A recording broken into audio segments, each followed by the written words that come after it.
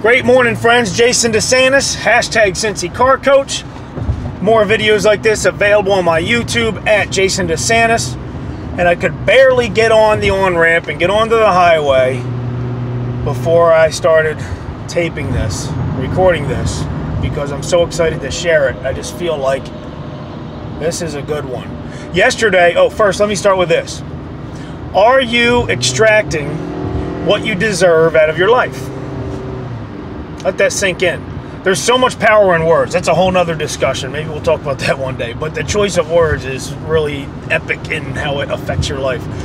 Think, are you extracting what you deserve out of your life? Extracting and deserve are the key words there. Let that sit, and I'll tell you a story. Yesterday, I was at work. I think I do a good job of making sure everybody knows I sell cars.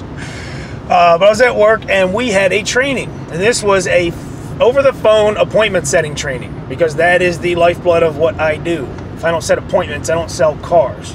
It's not about just sitting and waiting for people to walk in the door. I would starve if I did that.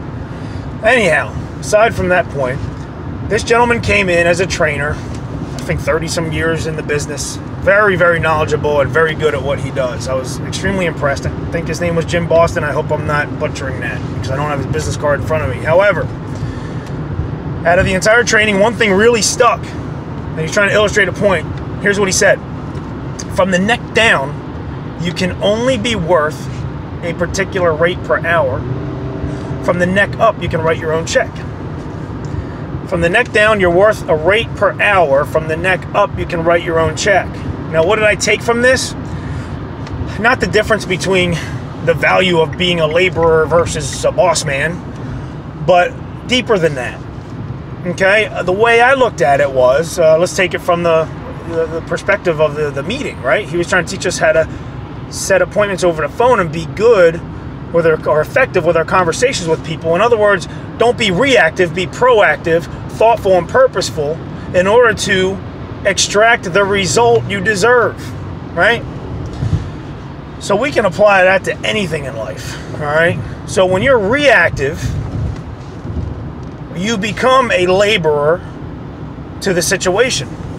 The boss, okay, or the situation or the person you're dealing with gives you a situation, you have to react to it. You have no choice. You're in like a little prison.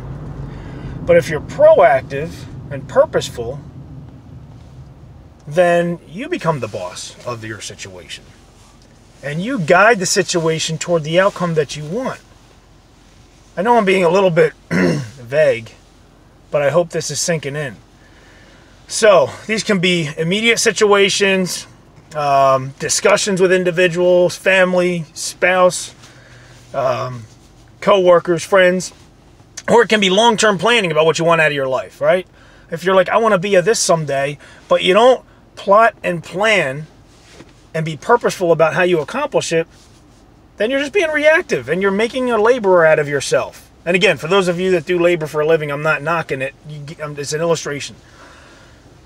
So I encourage you to live your life from the neck up. One last thing. I mentioned before, I like to read Proverbs in the morning, and King Solomon is obviously an impressive individual as he's referred to in that book of Proverbs. But he is known as being the wisest man that ever lived. And his wisdom is well known to be a result of his interest in the truth versus than any particular side of a story. So seek the truth from the neck up. Don't react from the neck down. And you'll more easily extract what you deserve out of your life. Make it a great day.